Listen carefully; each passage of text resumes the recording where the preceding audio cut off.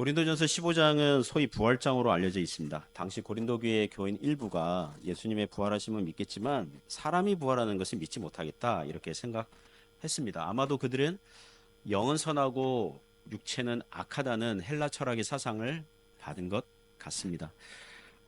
그래서 영혼만 구원받으면 됐지 굳이 육체까지 부활하고 뭐 구원받고 이럴 필요가 있을까? 뭐 이렇게 생각을 해서 잘 믿지 않는 그런 고린도 교회 교인들이 있었던 것 같습니다. 복음서 보면 그 유대인들 중에서도 사두개인, 사두개파 이 사람들이 부활을 믿지 않았거든요. 그러니까 이런저런 이유로 사람의 부활을 믿지 못하는 자들이 많았을 것입니다.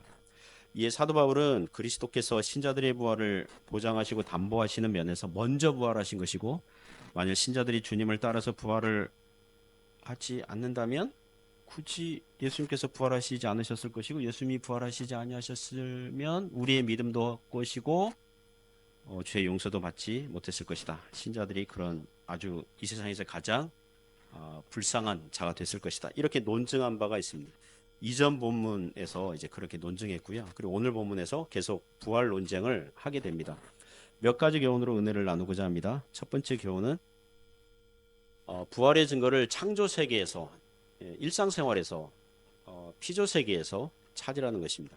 35절부터 41절에서 교훈하는데요. 먼저 35절 보시면 35절만 같이 읽어보겠습니다. 누가 묻기를 죽은 자들이 어떻게 다시 살아나며 어떠한 몸으로 오느냐 하리니. 자, 35절의 이 질문은 단순한 호기심으로 하는 질문이 아니죠. 부활을 믿지 못해서 하는 질문이죠. 36절에 어리석은 자여 이렇게 그렇게 대답을 하는 거 보면 단순한 호기심, 단순히 몰라서가 아니라 부활을 믿지 못하기 때문에 하는 질문입니다. 그들의 논리는 이런 거죠. 죽은 사람이 어떻게 다시 살아납니까? 몸이 땅에 묻혀가지고 썩어가지고 다 해체가 되고 이제 흙에서 왔으니 흙으로 다 돌아간 이거를 이렇게 찾을 수가 없는데 어떻게 다시 살아난다는 것입니까? 다시 살아난다 한들 어떤 몸으로 옵니까? 이전 몸입니까? 뭐 어떤 몸입니까? 뭐 이런 그래서 부활은 넌센스입니다. 이런 논리로 이렇게 질문을 하는 것입니다. 그래서 사도 바울은 농사할 때 씨의 비유를 듭니다. 36절부터 38절 같이 읽습니다. 어리석은 자여, 내가 뿌리는 씨가 죽지 않으면 살아나지 못하겠고 또 내가 뿌리는 것은 장래의 형체를 뿌리는 것이 아니요 다만 밀이나 다른 것의 알맹이뿐이로되 하나님이 그 뜻대로 그에게 형체를 주시되 각 종자에게 그 형체를 주시느니라. 아멘. 자, 농사 지을 때 씨를 뿌리잖아요. 예를 들면 밀이나 보리를 씨를 뿌리지 다 완성된 다 자란 그 모습을 심는 건 아니잖아요. 그죠?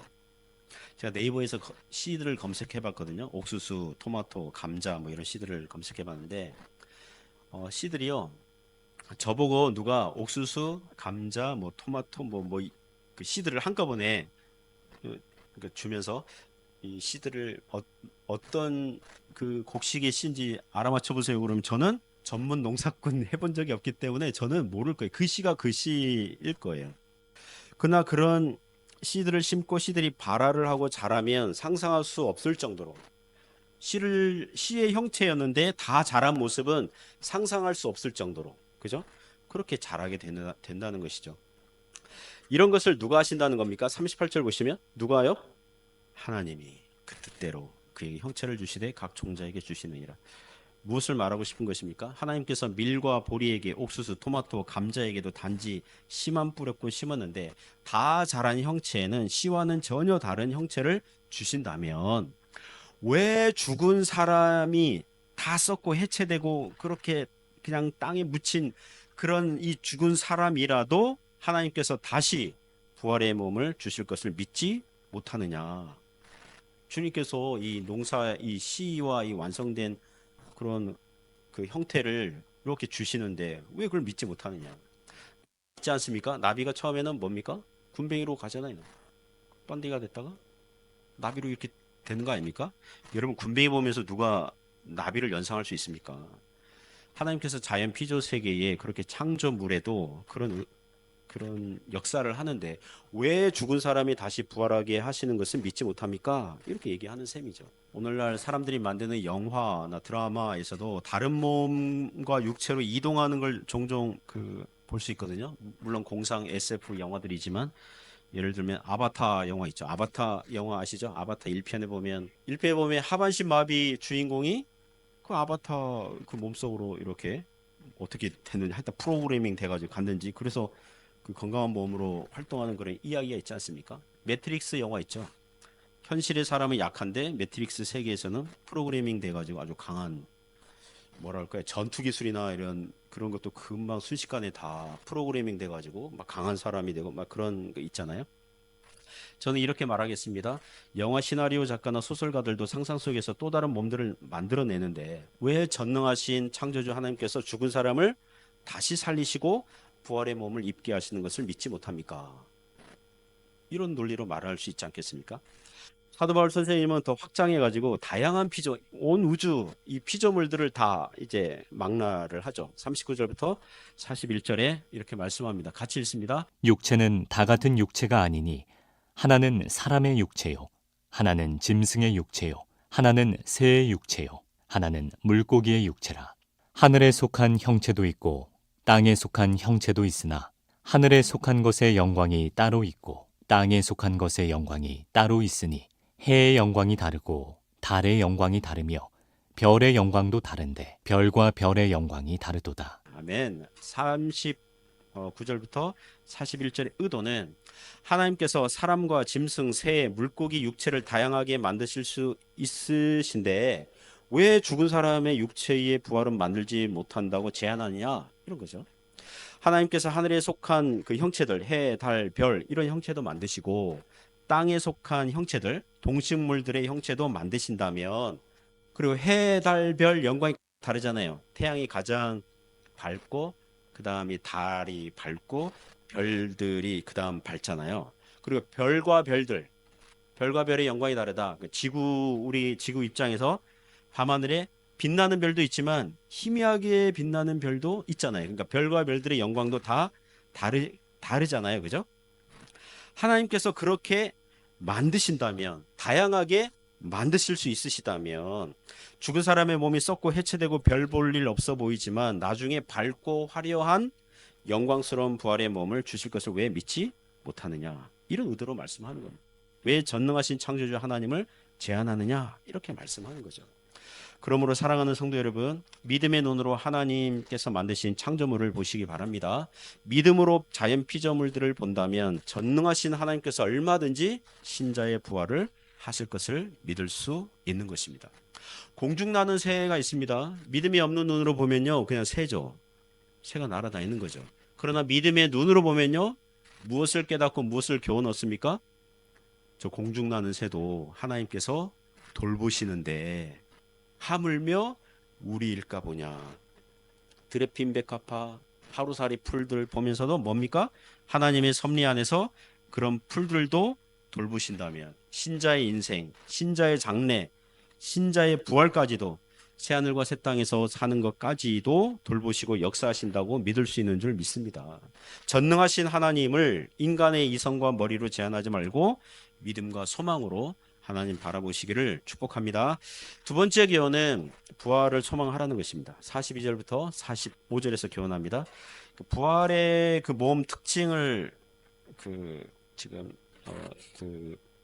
얘기하거든요. 지금 우리가 지금 살아가고 있는 이 몸과 부활하게 될 몸을 대조 비교를 하게 됩니다. 먼저 44절까지 읽어볼까요? 42절부터 44절까지 읽어보겠습니다. 죽은 자의 부활도 그와 같으니 썩을 것으로 심고 썩지 아니할 것으로 다시 살아나며 욕된 것으로 심고 영광스러운 것으로 다시 살아나며 약한 것으로 심고 강한 것으로 다시 살아나며 육의 몸으로 심고 신령한 몸으로 다시 살아나느니 육의 몸이 있은즉 또 영의 몸도 있느니라. 아멘. 죽을 몸과 부활의 몸, 지금 우리의 몸, 우리의 육체랑 이제 부활하게 될 몸을 이제 네 가지로 대하여 비교합니다. 먼저 42절을 보시면 썩을 것으로 심고 썩지 아니할 것으로 다시 살아난다. 우리의 몸은 죽으면 어떻게 된다는 거예요? 썩을 몸이에요. 썩을 몸. 그 해체가 된다는 거죠. 그죠? 사람의 몸은 흙에서 왔으니 흙으로 돌아갈 거예요. 그러나 부활의 몸은요, 썩지 아니할 몸, 불멸의 몸, 다시는 죽지 않는 몸. 그런 특징이 있다는 것입니다. 43절, 44절 보시면 지금 사람의 몸은 욕되고 약하다 그래요. 그죠? 욕된 몸, 욕된 것, 그다음에 약한 것. 현재 우리의 몸은요, 나중에 영광스러운 부활의 몸과 비교할 때에 욕되고 약해요. 우리의 몸 자체가 나쁘다는 얘기는 아니에요. 눈, 코, 입 이게 나쁜 겁니까? 죄입니까? 팔다리 죄입니까? 아니에요. 하나님께서 창조하신 거잖아요. 좋은 거예요. 그러나 부활의 몸과 비교할 때에 욕되고 약한 거예요. 우리의 몸이 때때로 죄의 도구, 죄의 기회가 되기도 하잖아요. 몸이 어때요? 아파요, 상해요, 다쳐요. 겉사람은 후패하나 그러잖아요. 나이가 들면 점점 몸이 나이가 들면 노안이 오죠.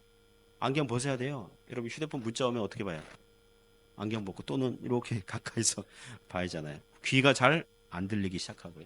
우리 치아가 약해서 막 임플란트 막 해놓아야 되고요. 우리의 기억력이 점점 쇠퇴해지고요. 그래서 우리의 몸이 욕되고 약해요. 그러나 부활의 몸은 어때요?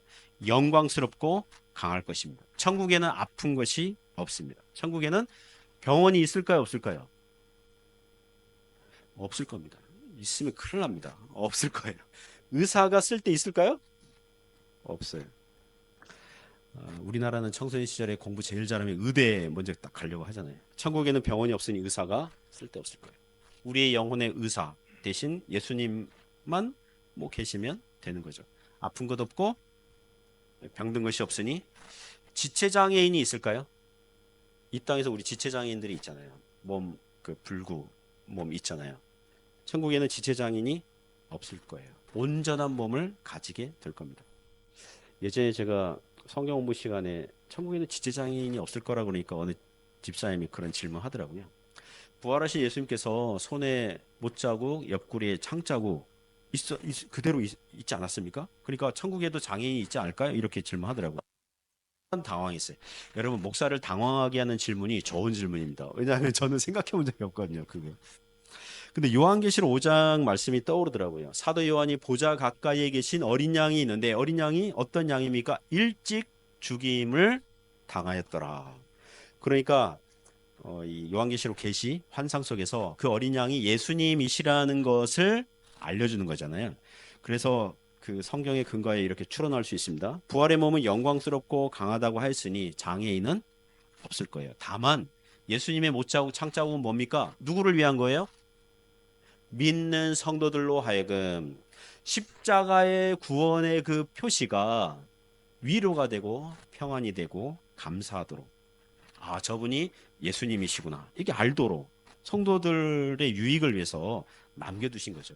도마가 내가 예수님 못자국 창자국 만져봐야겠다 막 이럴 때 만진다고 그래가지고 예수님께서 여전히 아프고 그러진 않잖아요.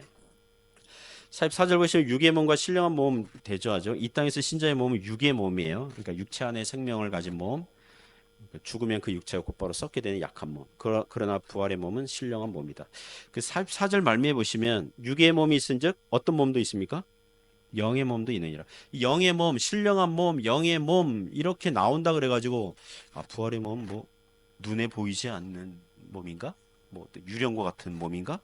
뭐 신비한 몸인가? 그런 뜻이 아니라 부활의 몸은 뭐가 제거된 몸입니까? 우리의 죄성이 완전히 제거된 몸, 영생의 원리가 작동하는 몸, 성령님의 지배가 완전히 이루어지는 몸이란 뜻에서 신령한 몸, 영의 몸이라고 하는 거죠. 그리고 곧바로 아담의 몸과 예수님의 몸을 비교하거든요. 45절 같이 읽습니다. 기록된 바 첫사람 아담은 생명이 되었다 함과 같이 마지막 아담은 살려주는 영이 되었나니. 창세기 2장 그 7절을 인용하는 구절입니다. 45절은 첫사람 아담은 생명이 되었다. 이전 개역 한글 성경에서는요, 그 첫사람 아담이 산영이 되었다 그랬는데 그 개역 개정판을 번역할 때 생명이 되었다. 여러분 산영이나 생명이나 잘 이해가 됩니까? 다소 어렵게 느껴지잖아요, 그죠? 여러분 성경 읽다가 다소 어렵게 느껴지면 뭐 해야 돼요? 아, 성경에 이런 게 있나 보다 하고 덮고 지나가면 안 되고 검색을 하셔야 돼요. 그리고 쉬운 번역, 한글 쉬운 번역들이 꽤 있거든요. 그럼 그 무슨 뜻인지 봐야 돼요. 그래서 제가 찾아보니까 공동 번역에서는 아담은 생명 있는 존재가 되었다. 그 뜻이에요. 쉽죠? 그죠?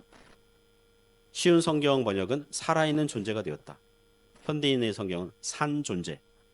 히브리어 원어에도 살아있는 푸시케 그래서 혼 영으로 뭐 번역할 수 있는데 그러니까 생명체가 된 거예요. 하나님께서 흙으로 사람을 만드시고 그 코에 생기를 집어넣으시니 생명이 되었다.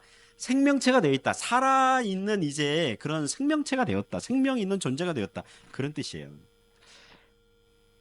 그러나 마지막 아담 45절의 마지막 아담 나중에 47절 가면 둘째 사람 이렇게 나오는데요. 하나님 앞에 온 인류의 대표자는 딱 두 명밖에 없습니다. 첫사람 아담, 그다음 둘째 사람 예수님밖에 없습니다. 예수님은 어떤 영이 되셨어요? 살려주는 영이 되셨다. 그러므로 신자의 부활의 생명을 누가 주신다는 것입니까? 우리 예수님께서 살려주는 영이 되셔서 부활 생명, 영생을 얼마든지 주시는 줄 믿습니다. 로마서 14장 7절에서 9절에 이런 구절이 있거든요. 같이 읽겠습니다. 로마서 14장 7절에서 9절. 우리 중에 누구든지 자기를 위하여 사는 자가 없고 자기를 위하여 죽는 자도 없도다. 우리가 살아도 주를 위하여 살고 죽어도 주를 위하여 죽나니 그러므로 사나 죽으나 우리가 주의 것이로다. 이를 위하여 그리스도께서 죽었다가 다시 살아나셨으니 곧 죽은 자와 산 자의 주가 되려 하심이라. 아멘. 주님께서 부활하셨으니 주님의 부활은 살아있을 때도 우리의 주님이시오. 죽은 자에게도 주님이시오. 다시 오실 때 부활의 몸을 주시고 영생을 주시는 줄 믿습니다. 그러므로 부활을 소망하라는 것입니다. 제가 지난주 뉴스 중에서 감동받고 흥분한 뉴스 중에 하나가 손흥민 선수가 뛰고 있는 영국 토트넘 그 팀이 유로파리그 우승했다는 그 소식이었습니다. 그 뉴스를 보니까 그 팀이 40년 전에 유로파리그 우승 경험이 있더라고요. 그러니까 같은 컵을 40년 만에 들어 올린 거죠. 그리고 리그 우승이 17년 전에 있었는데 또 공식 대회 우승은 17년 만에 일이다. 뭐 이렇게. 목사님 어떻게 이렇게 잘합니까? 제가 읽어보니까 알죠. 이렇게 기사 검색을 해보니까 알죠. 손흥민 선수는 그 팀에서 10년 만에 처음으로 그 이번 우승컵을 올렸으니 참 놀라운 일이죠. 그리고 무엇보다도 이번 시즌에 손흥민 선수가 가장 폼이 떨어졌다고 하더라고요. 가장 못했다고 하더라고요. 그 리그에서는 20개의 팀이 있는데 18등, 19등, 20등 팀이 그 하위 리그로 강등당하거든요. 토트넘이 17등이에요. 그러니까 턱걸이로 간신히 그 지금 프리미어 리그 그게 지금 살아남았어요. 리그에선 정말 못했는데 유로파컵 그거 우승한 거죠. 그래서 33살 된 손흥민 선수가 쓸쓸하게 퇴장할 줄 알았더니 막판에 우승컵을 들어 올린 것입니다. 아무도 감동 안 하는 얼굴을 하시네.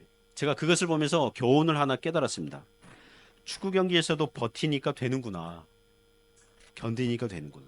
세상 역사에서도 하나님의 일반 은총이잖아요. 우승컵이 그게 뭐라고 그걸 바라면서 버티고 견디니까 트로피가 주어지는구나. 신자들이 이 땅에서 신자로서 살면서 우리의 몸이 약해요. 쇠하여져요. 죄에 쉽게 무너질 때가 있어요. 믿음과 소망이 꺾일 때가 있어요. 슬픔이 있어요. 심지어 죽으면 우리의 몸은 썩고 해체되고 사람들의 기억 속에서 사라질 거예요. 그러나 주님의 날에 부활 영광 영생 복락이라는 그 트로피가 그 면류관이 그 우승컵이 기다리고 있구나. 주님께서 우리를 살려주실 날이 오는 것입니다. 그런 부활의 소망으로 살아갈 수 있기를 축복합니다. 세 번째 교훈은 부활신앙을 붙잡으라는 것입니다. 두 번째가 부활신앙을 소망하라. 부활신앙을 붙잡으라. 지금 붙잡으라. 46절부터 49절에서 교훈하는데요. 먼저 46절을 읽어보겠습니다. 그러나 먼저는 신령한 사람이 아니요 육의 사람이요 그 다음에 신령한 사람이니라. 자, 이 구절은 주어가 아담이냐 우리냐 예수님이냐 이렇게 따라서 해석이 분분합니다. 이 주어가 안 나왔기 때문에 어느 쪽으로 해석해도 사실 뭐 무방하죠. 역사적으로 아담이 먼저 왔죠. 그죠? 육의 사람 아담이 왔죠. 아담이 실패했잖아요. 그러니까 신령한 사람 예수님께서 오셨죠. 구원 역사 그런 순서로 보면 예수님을 주어로 하면 예수님께서 성육신하실 때에 어때요? 신성의 몸을 가리우시고 육의 몸으로 오셨죠. 그리고 부활하심으로 신령한 사람이 되셨죠. 그러나 지금 고린도전서 15장은 신자의 육체의 부활 이런 주제이기 때문에 그러니까 우리도 아담처럼 우리 믿는 신자들도 아담처럼 먼저는 육의 사람으로 살다가 주님께서 재림하시면 부활하여서 신령한 사람이 될 것이다. 이렇게 해석을 해도 무방한 줄 압니다. 그런 다음에 이후의 구절들이 그와 같은 주제를 계속 얘기합니다. 47절 보시면 47절 같이 읽어요. 첫 사람은 땅에서 났으니 흙에 속한 자이거니와 둘째 사람은 하늘에서 나셨느니라. 여기서 첫 사람은 누굴까요?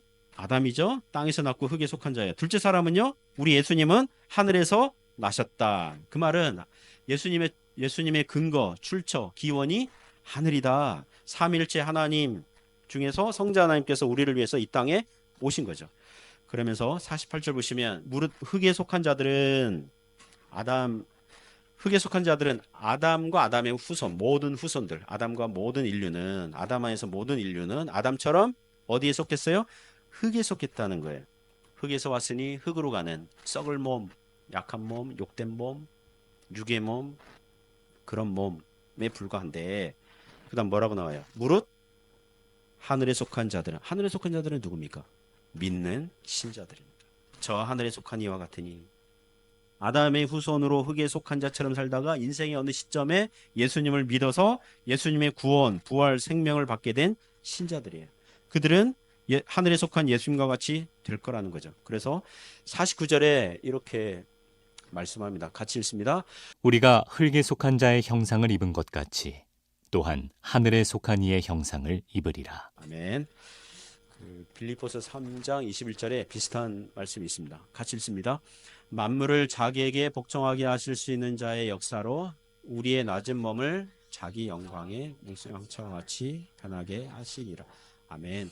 우리의 낮은 몸을 자기 영광, 예수 그리스도의 부활의 몸, 그 형체와 같이 변하게 하시리라. 할렐루야. 우리가 지금은 낮은 몸, 약한 몸, 욕된 몸, 썩을 몸 가지고 있지만 주님께서 다시 오시는 아래 우리는 어떤 몸으로 변화시켜 주신다고요? 영광스러운 몸, 부활의 몸, 신령한 몸, 주님의 부활의 몸처럼 변하게 될 줄 믿습니다. 여기까지 설교 들으시면 여러분이 몇 가지 질문들이 생길 거예요. 혹자는 그럼 목사님 우리가 부활할 때 우리의 신체, 외모는 뭐 어떤 모습으로 부활합니까? 어떤 생김새로? 우리가 부활할 때는 다 같은 키와 다 같은 외모로 부활할까요? 제가 어릴 적에 은하철도 999 만화 영화 또는 스타트rek인가 그런 뭐 외계인 우주 뭐 그런 텔레비전 드라마 에피소드 기억합니다. 그 드라마에 보면 어느 그 행성에 가니까 모든 사람들이 가면을 쓰고 있는 거예요. 다양한 가면을 쓰고 있는 거예요. 그런데 그 나라 법은 가면을 이렇게 벗으면 외부 집안에서는 뭐 벗을 수 있겠지만 어쨌든 밖에서 벗으면 사형이에요. 근데 두 사람이 사랑하는 커플이 서로 가면 쓰고 좋아하고 하다가 단둘이 이제 은밀한 곳에서 이렇게 우리 가면을 벗자 진짜 얼굴 좀 보고 싶다 이래가지고 가면을 벗고 이제 그 전문용어로 꽁냥꽁냥 뭐 이렇게 뭐 서로 그 좋아하고 뭐 연애질하고 뭐 이렇게 하는데 들켰네. 발각된 거예요. 그래가지고 법정에 세워져 가지고 사형 선언이 내려진 거예요. 그러니까 지구에서 온 이 팀은 아니 무슨 가면을 벗었다고 뭐 사람을 죽입니까? 그래서 그 법정에 많은 사람들이 있었는데 그 지도자가 알려주더라고요. 다 가면을 벗어보라고. 지구인들에게 알려줘야겠다. 우리 실상을. 아 가면 벗으니까 남자들의 얼굴이 어때요? 다 똑같아요. 여자들의 얼굴이 어때요? 여자들 얼굴이 다 똑같아요. 그래서 이름이 여러분 놀라죠? 그래서 그 드라마에서 그 주인공들도 놀라고 어린 저도 텔레비전 보면서 놀라고 그러면서 뭐 그런 게 있었거든요. 여러분 별로 안 놀라시네요. 우리가 부활을 하면 우리의 모습이 모든 성도들의 얼굴이 하나같이 다 똑같을까요? 아닐 겁니다. 이미 39절 이하에서 보시면 하나님께서 사람, 짐승, 새, 물고기, 뭐 하늘에 속한 형체, 땅에 있는 형체 이렇게 다양하게 만드셨기 때문에 우리의 부활의 몸도 다양하게 그렇게 될 줄 압니다. 자, 그러면 몇 살짜리로 몇 살 나이로 보이는 육체로 부활할까요? 이렇게 물으신다면 제가 최근에 어느 드라마 그냥 스토리만 이렇게 살짝 검색했는데 이 땅에서 그 부부로 지내던 커플이 이제 할아버지 할머니 됐는데 할아버지가 먼저 죽고 이제 천국에 가면서 천국에 들어가기 전에 그런 인터뷰를 했나 봐요. 몇 살짜리로 천국에서 살고 싶습니까? 그러니까 이 할아버지는 한 청년 나이로 20대 30대 그 나이로 살고 싶어요. 그래서 그렇게 살고 있는데 몇 년 후에 이제 할머니가 이제 천국에 왔죠? 그래서 인터뷰를 할 거 아니에요. 당신은 천국에서 몇 살 살고 싶습니까? 그러니까 이 땅에 살 때 그 자기 남편 할아버지가 당신은 지금이 제일 예뻐요. 막 이런 말. 그래서 그럼 지금 나이 이 할머니 나이로 살고 싶다 그래가지고 할머니 나이로 딱 들어가 보니 남편 어때요? 20, 30대 청년이고 자기는 쪼글쪼글 할머니고 이래가지고 뭐 거기서 무슨 에피소드가 일어나는 뭐 그런 대충 그렇네요. 자, 우리는 몇 살 나이에 육체로 부활할까요? 답이 뭘까요? 여러분 모르시죠? 저도 몰라요. 그거는 저도 몰라요. 그건 모르겠어요. 그건 모르겠어요. 최소한 우리가 생각하는 것보다 상상하는 것보다 더 좋을 것은 확실해요. 그리고 천국에서는 우리의 외모가 사람을 평가하는 중요한 기준이 돼요? 안 돼요? 안 돼요. 여러분 사람의 몸이 마르면 어떻고 뭐 뚱뚱하면 어떻고 요새 왜 이렇게 음식이 맛있습니까? 배가 나오면 어떻고 키가 크면 어떻고 키 작으면 어떻습니까? 2020년도 네덜란드 사람들 평균 키 이렇게 검색해 보니까요. 북유럽 사람이랑 네덜란드 이쪽이 키 지구상에서 제일 크다고 하잖아요. 그 사람들이. 네덜란드 사람들 평균 키가 남자가요 182.9 그러니까 183 정도 되죠. 여자 평균 키가 169 그러니까 170 정도 되죠. 키 작은 사람들은 어때요? 이 땅에서 바둥바둥 키 높이 신발 신고 뭐 1cm 좀 높여 보이려고 키가 좀 커 보이려고 무진 애를 쓰거든요. 키 큰 사람이 볼 때 어때요? 놀고 있구나 뭐 이렇게 생각을 할 수 있겠죠. 그러나 천국에서는요 그게 의미가 있을까요 없을까요? 좀 컸으면 좋겠어요. 그래도 키 작은 사람들이 이 땅에서 살 때에 사람의 인생이요 10대 20대는 외모와 학벌이 굉장히 중요하거든요. 사람을 평가하는 중요한 판단 기준이 된다고요. 10대 20대 여고생 교실의 급훈이 뭡니까? 급훈이 1시간 더 공부하면 미래의 남편 직업이 바뀐다. 뭐 이런 거잖아요.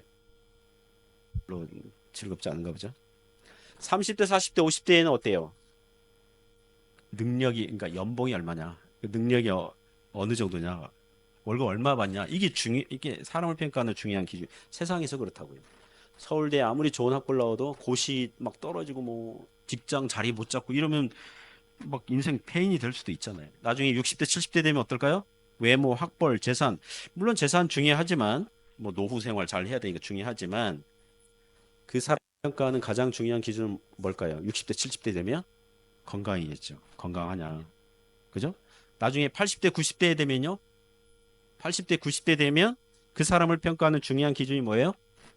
아직 살아있냐, 죽었냐, 그거죠. 아직 살았냐, 죽었냐, 그거잖아요. 그죠? 자, 그러나 부활의 몸을 입는다면 세상에서 중요하게 따지는 이런 기준들, 이 외모의 기준들이 뭐예요? 중요하지 않죠. 중요한 기준은 않죠.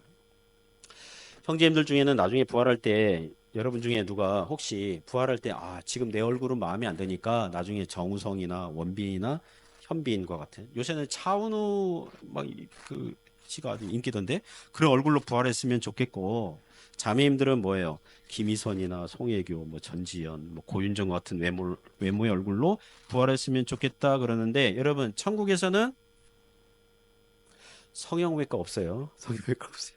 외모가 그다지 중요하지 않다는 것입니다. 반응이 별로 안 좋습니다. 하도 이 세상 살면서 외모에 이렇게 스트레스를 많이 받아가지고. 자, 그 다음에 우리는 부활 후에 서로 알아볼까요? 라고 질문하신다면 어떨까요? 우리는 부활 후에 서로 알아볼까요? 우리는 우리 자신을 알아보고 인식하고 우리 서로 간에 알아볼까요?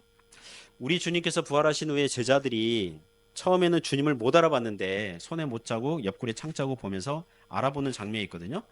그 말은 뭐냐면 주님 죽으실 때에 이전에 같은 몸으로 그 영혼이 육체와 결합하여 부활하는 거죠. 그러니까 같은 몸이죠. 하지만 그 부활의 몸은 썩지 않고 영광스럽고 강하고 신령한 몸 이렇게 부활하는 거죠. 자, 그 어느 80대 노인이 있다고 합시다. 그 집에 마실 뭐 방문을 했어요. 그러니까 그 80대 노인이 자기 집 그 사진첩, 자기 돌 아기 때부터 어린이, 청소년, 청년, 중장년 나이 때 그런 사진들 이렇게 사진첩 이렇게 보여주면서 이거 내 돌 때 뭐 이거 어린이, 청소년, 청년, 중장년 나이 때 이거 사진첩을 이렇게 보여준다고 합시다. 그러면 돌 사진이랑 지금 80대 그 노인 그 얼굴을 서로 비교하면서 상상할 수 있습니까? 한 살 때 아기 모습을 80대 노인 이렇게 연결시키기가 매우 어렵겠죠. 그죠? 어려울 거 아니에요. 그러나 80대 노인은 한 살 때 어린이, 청소년, 청년, 중장년 그 사진들 보면서 자기예요, 다른 사람이에요? 자기죠. 자기 몸이잖아요. 변했지만, 그죠? 변했지만 형체가 다르지만 그러나 같은 몸이죠. 그러니까 자아는 변함이 없는 거죠. 우리도 부활의 몸을 입겠지만 우리의 몸과 형체는 많이 달라지겠지만 우리의 자아는 동일할 거예요. 우리는 우리 자신을 알아보고 인식할 거고요.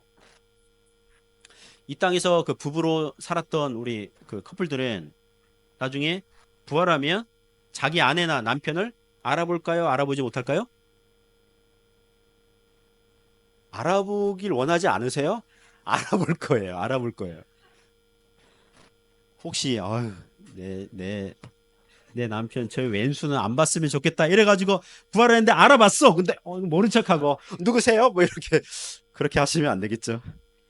그래서 우리는 우리 자신을 인식할 거고요. 다른 사람 보면서도 누군지 알아볼 거예요. 우리의 얼굴 모습 이렇게 많이 남겨주실 거예요. 그리고 우리는 천국에서 해주교 출신 동창회도 아마 할 수 있을 거예요. 자, 다시 본문으로 돌아와가지고 지금은 뭐예요? 육의 몸이에요. 땅에 속한 자의 형체를 가지고 살고 있어요. 하늘에 속한 이의 형체는 나중 부활의 영광 그날에 살아야 돼요. 그러니까 지금은 뭐예요? 부활 신앙을 붙들어야 된다는 거죠. 우리는 예수님의 십자가 고난과 부활의 삶을 이 땅에서 어느 정도 따라가고 있는 삶을 살고 있는 줄 믿습니다. 우리가 땅에 속한 자의 형상을 입고 약한 몸, 썩을 몸, 아픈 몸, 욕된 몸, 육의 몸으로 입고 살고 있어요. 그렇다면 지금은 뭡니까? 어떤 시간이에요? 수고와 슬픔이 있고요. 예수님을 믿음으로 구원과 평안, 기쁨이 있지만 고난 많은 이 땅에서 사느라고 많이 힘든 삶을 살고 있는 것도 사실입니다. 해주에 있는 많은 한국 사람들이 일감이 많이 부족해서 한국에 들어가지 못하고 있죠. 왜냐하면 한국에는 아예 일이 없거든요. 그래서 여기서 버티는 사람들도 많다고요. 제 동기 목사님은 작년 봄에 여기 한인교회 중국에서 한인교회 사역 그만두고 한국 갔거든요. 지금 1년 넘게 교회 목회 자리 없어요. 면접 보고 인터뷰하고 뭐 어디 어플라이 하는데도 안 돼요. 그래서 잠시 세속 직업을 갖고 지금 일하고 있어요. 저보고 그러더라고요. 목사님 중국에서 버티세요. 한국 나오면 더 힘들어요. 막 이렇게 얘기하는 목사님도 있어요.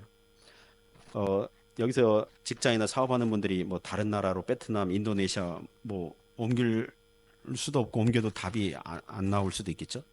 그래서 여기서 버티고 견디는 사람들이 많아요. 우리 교인들도 상당수 그럴 거예요. 제가 지난주에 모교 자매님들 반 성경 공부반에 오면서 이제 교회당으로 오면서 이런 생각 들더라고요. 해주는 신앙생활 하기에 매우 좋은 환경이다. 아무도 아멘 안 할 줄 알았어요. 자매님들이 만일 한국에 있었다면 어떻게 할까요? 아마도 알바하겠죠. 자녀들 학원비 조금이라도 벌려고 알바하겠죠. 그러니까 주중에 오전 시간에 성경 공부 반으로 모이지 못할 거예요.